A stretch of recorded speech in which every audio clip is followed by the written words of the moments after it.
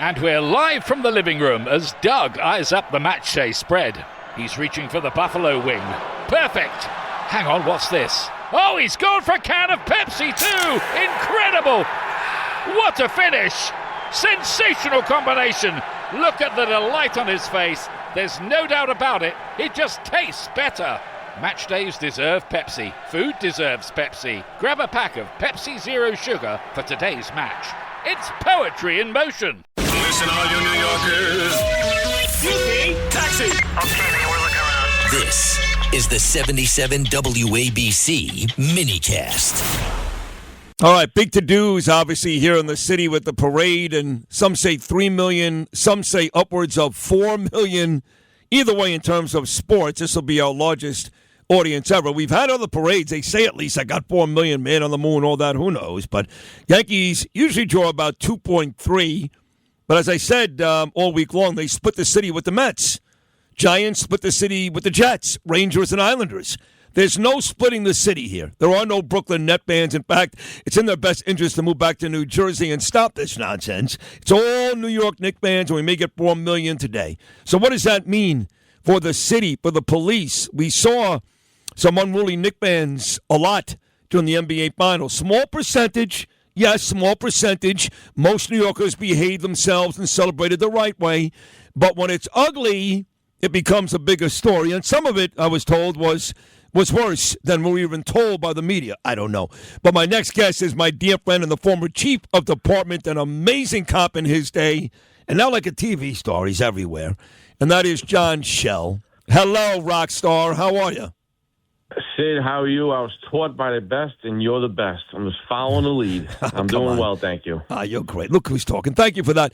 On a serious note, though, this is a big day. You were with the force for over 30 years. You've seen ticker tape parades, not as big as this, but you've seen them. You've seen rallies in the city, big holidays in the city. What is this going to look like from a police standpoint all day? Well, this is going to be massive. You just talked about the potential crowds that are going to be coming in. And most of the crowds you like to think are coming to this to really celebrate. But no doubt about it, there'll be an element of criminals coming here, whether it be individuals or wolf packs, if you will. They will be around. But in terms of what the NYPD postures they're going to take, they are mirroring New Year's Eve, and they're saying it's going to be bigger than New Year's Eve in terms of deployment of police officers. They're expecting to deploy about over 10,000 New York City police officers on that route. They're going to pull out every piece of apparatus they have. They got to cover transit. They got to cover the sky, drones, helicopters. They got an intelligence bureau, local and federal partners. This is massive. And the fact that they're treating it like New Year's Eve. So what does New Year's Eve do? There'll be 23 entry points. You'll be wandered in.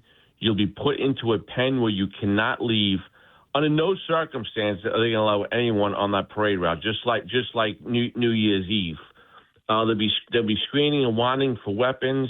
You basically can't bring anything into those pens. Chairs, bags, umbrellas, anything like that will be forbidden. Now, one disadvantage, it is, you know the area well, Sid, it's not a really spread out area of Broadway. It's tight. Side streets. That's a big challenge for NYPD. The other advantage is it is linear, right? So you can kind of just straight line it from Battery Park all the way Canal Street from river to river. That's ground zero. But this is going to be huge, and you just don't know the crowds that are coming. You just don't know how many people are going to be here. And that's the scary part. It's a big endeavor, and I hope everything goes well. So last week, you were all over Twitter, and I follow you on Twitter, John Chell, because you're entertaining, but you're smart. And I care about police work, and I do keep in touch more than people know with Jessica Tisch, because I know Mom Downey people don't like that. Tough. And, we have good conversations, and, she's not on the show much anymore, but that's a whole other story. But you were on there, and you were pretty critical of the mayor, not Tisch. I know Dolan went after the mayor and Tisch on WFAN with Craig Carton, but of the mayor. And I kept saying all week last week that part of the reason why we had these issues was because the city takes on the personality of its leadership. The mayor, right? Rudy Giuliani, nothing ever happened. Why? Because he was a solid guy. This guy loves chaos. This guy loves anarchy. This guy doesn't believe in authority or police. And a lot of these people in the streets are taking on his personality. Is that a fair statement? Absolutely. This mayor is really, at this point, said he's the performative TikTok mayor. All he does is videos about everything he does. He doesn't have the first clue, nor his team, about public safety and how to administer that. And to your point, people see him dancing around and having fun. So, hey, I'll go out and act the fool, and I'll come down to Madison Square Garden. I'll burn school buses. I'll put a kid in a coma. Aye. I'll crush a cab. Aye. I'll let gunshots off at Times Square. Yeah, it's all good. The mayor's having fun, so let's have fun. Where are the guardrails? Thank God he's got Commissioner Tisch and that team up there and the best cops in the world to try to do the best they can to mitigate the nonsense that went on after the Knicks game. And today, hopefully they can do the same. Why do you think, John, a couple more minutes, we'll let you run. You're so good. Why do you think there is so much criticism in and around Jessica? I mean, the truth is, if she's not there and he puts in his own person, could you imagine the bedlam? If you thought last week was rough in the city, if you, it really wasn't. Again, it was a small percentage. It looked very ugly, but it could have been a heck of a lot worse. And it would have been worse if not for Tisch. Why do so many people, including, I hate to say, some of your former brothers and sisters, take her to task at every opportunity?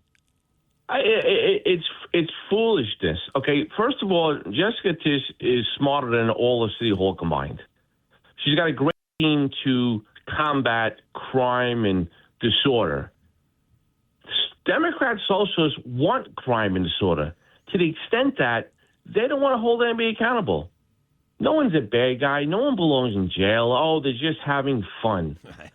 And he can't control the commissioner because he needs her.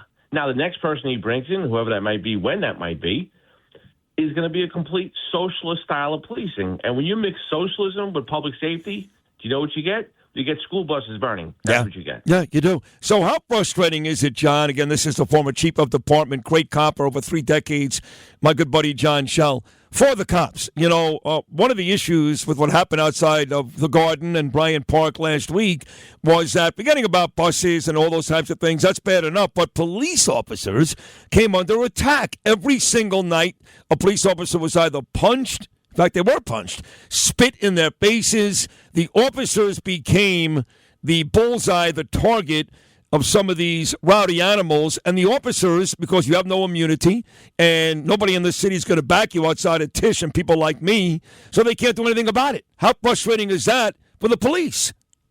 It's extremely frustrating because you have to be proactive. You have to be aggressive at times. Listen, policing is a contact sport, and sometimes it gets ugly. You punch me in the face, a cop, I'm punching you back twice. I'm putting the handcuffs on. But if you're going to have trepidation about that, you can get yourself hurt. And look, let's be real. The prosecution rates for cops being assaulted in this city are abysmal. So the bad guys talk. They're like, yeah, I punched a cop in the face here. What happens here? Oh, nothing. I got to go pick up garbage for like 5 hours on the roadway. That's not consequences. Yeah.